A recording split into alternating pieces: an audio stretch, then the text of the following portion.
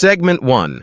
The man who just woke up didn't notice the shocking news on TV about a rabies-like virus spreading globally, causing infected people to lose their minds and become highly aggressive.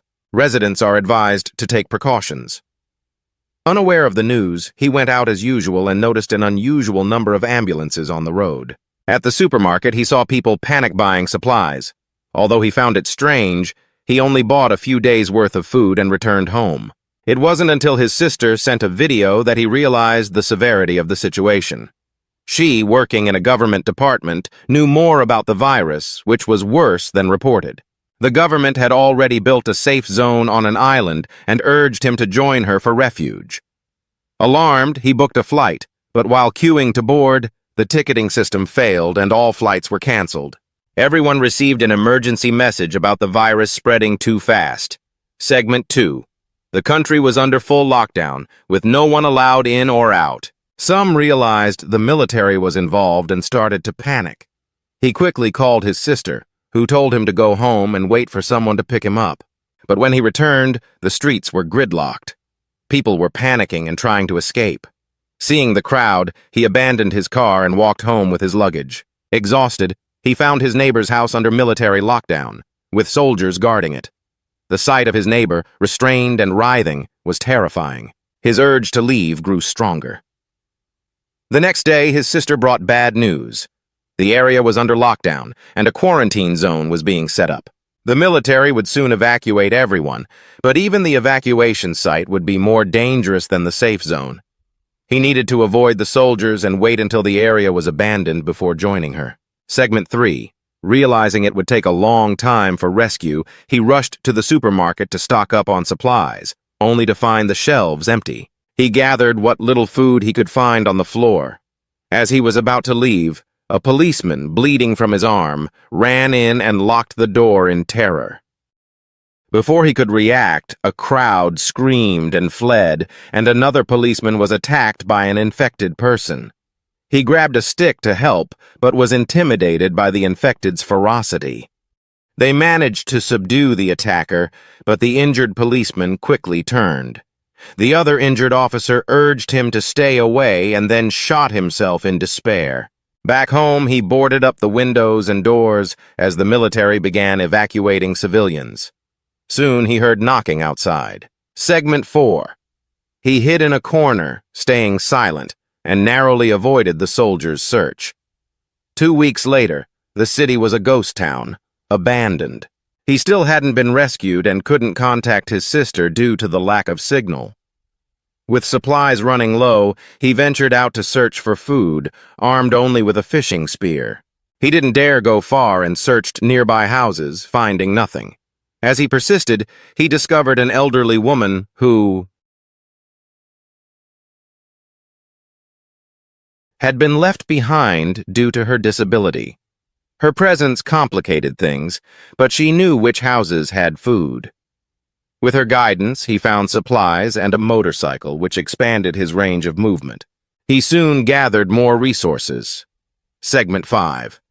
They supported each other for a while, but as supplies dwindled, they faced starvation again. One night, the elderly woman called him on the walkie-talkie, having heard on the radio about a gathering point for survivors. Excited, he prepared to leave, but the next day he found she had taken her own life, not wanting to burden him. Saddened, he set out alone for the coordinates. Upon arrival, he was surrounded by infected, but the motorcycle's speed allowed him to escape. However, he crashed into a pile of corpses. Segment 6. Ignoring the pain, he picked up the motorcycle, but it wouldn't start. With the infected closing in, he abandoned it and ran. After a long chase, he reached a dock, but there were no boats trapping him. Fortunately, he spotted a floating raft nearby. Segment 7. He quickly boarded the raft and escaped, but soon ran out of fuel. Unsure of what to do, he saw a cargo ship approaching. Segment 8. He shouted for help and was rescued, but the language barrier made him uneasy. Segment 9.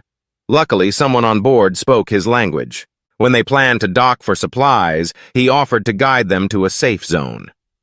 The captain was skeptical, having seen many so-called safe zones. Old Ma convinced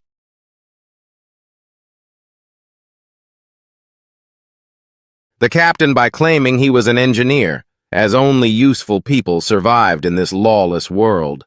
Old Ma, a pilot, could only help so much. That night, he heard cries for help but found no trace of the survivors the next day. Sensing something was wrong, he asked Old Ma, who coldly told him not to interfere. Realizing the place wasn't as safe as it seemed, he suggested they find a helicopter at a hospital. Segment 10. Old Ma was unmoved, so he planned to escape alone. At night, he sneaked into the crew's quarters to steal a raft key and found the survivors tied up. He freed them, but they were shot as they tried to escape. Old Ma and the crew rushed in, but he managed to kill them in the struggle. Old Ma, convinced by his earlier words, helped him and a few others onto a small boat. As they left, they were discovered, and the remaining survivors were shot. Old Ma was injured but provided cover fire. They reached the shore safely, but the hospital's helipad was empty. As they planned their next move, he crashed into an infected, covering the windshield in blood. Segment 11. He braked hard, throwing the infected off, and shot it. He then dealt with the approaching horde, using up all his bullets but securing their entry into the hospital. Old Ma's injury couldn't wait, so he searched for surgical tools.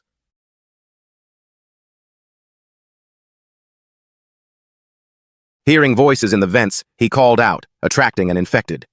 He fled downstairs, closing the door behind him. But Old Ma was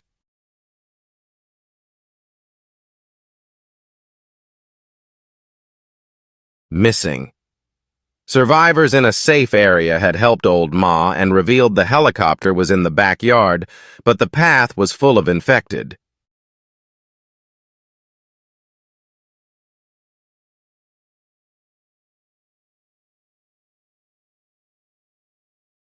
As he debated the risk, gunfire erupted below. The cargo ship's thugs were also searching for supplies. Segment 12. The sudden chaos forced them to fight. As they broke through a passage, an infected attacked, biting a woman. She urged them to leave her and save the children. Heartbroken, they moved on, reaching an infected area. He led the last child across, but a scream drew the infected's attention. He hid with the child in a cabinet, but it wouldn't hold for long. Just as he was about to give up, gunfire silenced the infected. The thugs had unknowingly saved them. They escaped the crisis, but the next stretch was the hardest, with infected everywhere. He devised a plan using fences to form a protective circle. Segment 13. They advanced slowly, but the infected attacked fiercely, making progress difficult. They fought and moved quickly, reaching a large gate. Breaking the lock, they used the fence to block the entrance. Once inside, they closed it, but some infected got through. He fought to buy time as the thugs arrived, using firepower to clear a path. They ordered them to stop, but he kicked the lock, letting the infected in to overwhelm the thugs.